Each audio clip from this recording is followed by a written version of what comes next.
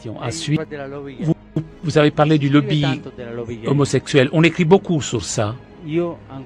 Moi, je n'ai pas trouvé personne, je trouve personne qui me donne sa carte d'identité au Vatican où il y a écrit homosexuel. On me dit qu'il y en a. Mais je pense que lorsque quelqu'un est avec une personne comme ça, doit faire la différence, doit distinguer. Faire une personne, un homosexuel, et d'appartenir à un lobby. Parce que les lobbies, toutes les lobbies, ne sont pas bonnes.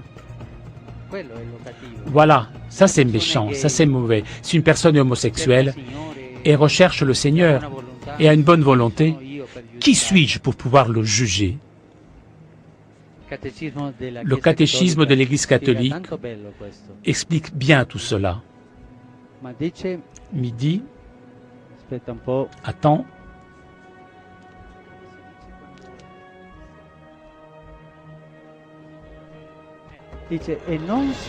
On ne doit pas les marginaliser, ces personnes. Doivent être intégrées dans la société. Le problème, ce n'est pas d'avoir cette tendance. Non, nous devons être frères. Puisque le problème est faire des lobbies. Cette tendance, le lobby de politique, de personnes avares, les maçons, voilà le problème le plus important. Et je vous remercie beaucoup d'avoir posé cette question. Merci beaucoup.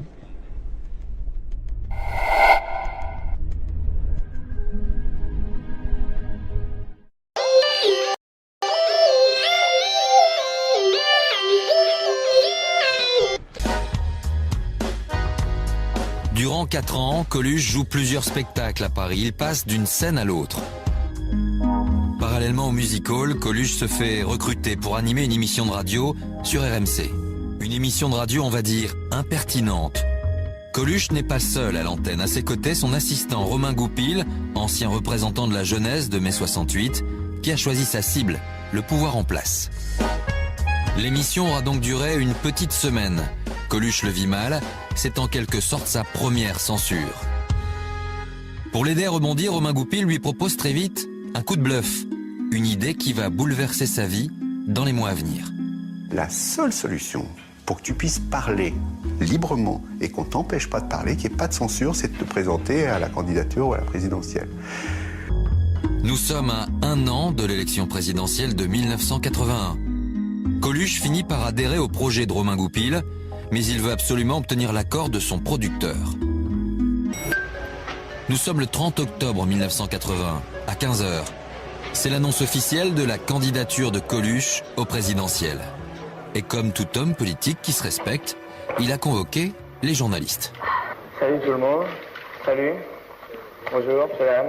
J'ai voté pour rien pendant longtemps. Les autres, en tout cas, ont fait comme moi, ils ont voté pour rien.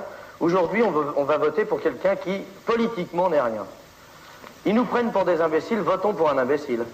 Coluche réussit son coup, les journalistes sont sous le charme, et dès le lendemain, il est l'invité du journal. Coluche, candidat à l'élection présidentielle. Monsieur Coluche, devrais-je peut-être dire aujourd'hui, qui avait hier organisé une conférence de presse, comme tout le monde. Alors, est-ce qu'aujourd'hui, vous vous prenez au sérieux ? Ah ben, c'est surtout vous qui prenez ça au sérieux puisque vous m'invitez. D'ailleurs, je vous en remercie. Si les journaux en avaient pas parlé autant de ma conférence de presse d'hier et que vous m'ayez pas invité pour m'expliquer sur ce sujet, c'était pas sérieux. Encore une fois. Et Coluche ne va plus quitter la une des journaux. Les candidats dits sérieux ne sont pas encore déclarés. Lui occupe seul l'espace médiatique.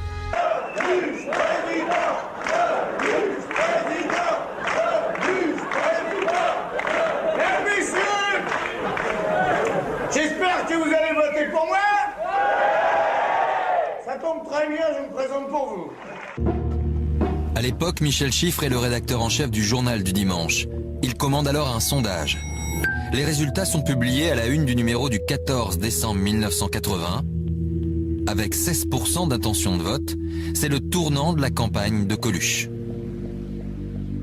D'une part, c'est une farce, mais c'est en même temps une farce qui va rencontrer des vraies revendications et qu'à un moment donné, on ne pourra pas ne pas prendre au sérieux. Ce qu'il faut, c'est montrer aux hommes politiques. À mon avis, la leçon est beaucoup plus profitable aux gens de gauche qu'aux gens de droite. La leçon, c'est que il y a tout un tas de gens en France qui étaient prêts d'abord à voter pour eux d'habitude et qui sont prêts à voter pour moi au premier tour pour montrer qu'ils existent, tout simplement qu'ils existent. C'est quand même un drôle de problème pour le public d'être obligé de montrer aux dirigeants qu'on existe. Vous trouvez pas ? C'est bien Jacques Attali, l'influent conseiller de François Mitterrand, qui va approcher Coluche au mois de décembre 1980. Car la plaisanterie commence à décrédibiliser les institutions. Vous imaginez, là, quand il y a les 4 présidentiables et que lui, il arrive à poil avec une plume bleu, blanc, rouge dans le cul, il y a des limites qu'on ne peut pas franchir.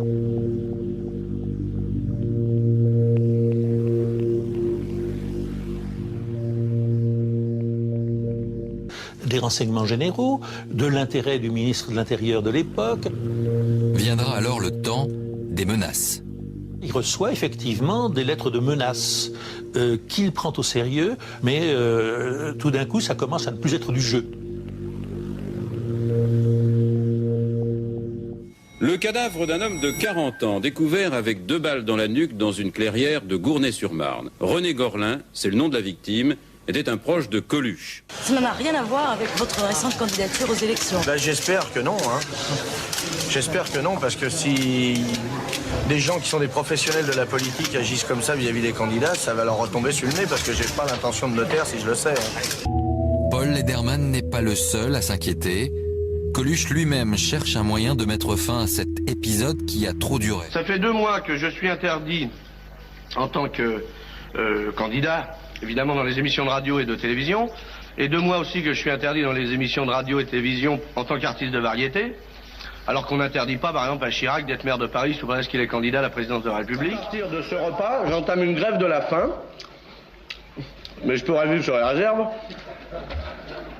qui se terminera lorsque j'aurai pris des dates pour faire 2 émissions, une à la radio, une à la télé, qui concernent la politique. Et cette grève de la faim ne durera finalement que quelques jours. Et un soir, je lui ai dit, on arrête. T'as besoin de te reposer, t'es fatigué, il vaut mieux qu'on arrête. C'est moi qui prends la décision.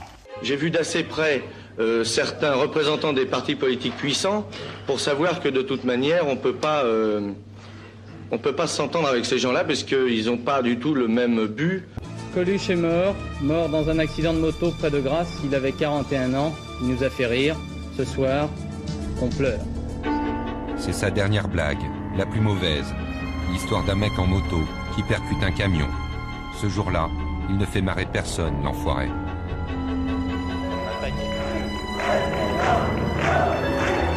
J'espère que vous allez voter pour moi.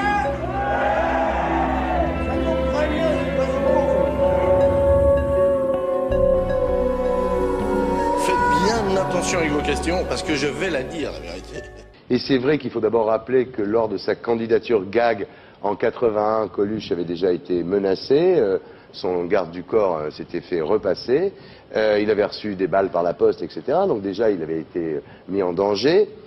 Et Coluche aurait rencontré Jean Edernalier un soir, et Jean Edernalier lui aurait dit qu'il était menacé parce qu'il voulait révéler l'existence de Mazarine. Et ça, moi, c'est la seule chose que je peux dire là-dedans. Je connaissais très bien Jean Edernalier. J'ai vu comment il a été pourchassé par les services secrets quand il voulait révéler l'existence de Mazarine. Et puis lui, sérieux. Accident de moto, accident de vélo, il y a des similitudes. C'était pas. Puis en plus, Jean Edern, c'était pas rigolo sa vie à ce moment-là. Il était obligé de fuir en Italie, grâce à Doumingue, d'ailleurs, le milliardaire rouge qui l'a aidé à fuir. Bon, alors. Jean Edernalier raconte ça à Coluche, et Coluche dit, bah moi je vais en parler sur scène, parce qu'il faisait son grand retour sur scène, au Zénith, je vais en parler sur scène. Voilà, ça serait les causes, en tous les cas, de cet attentat.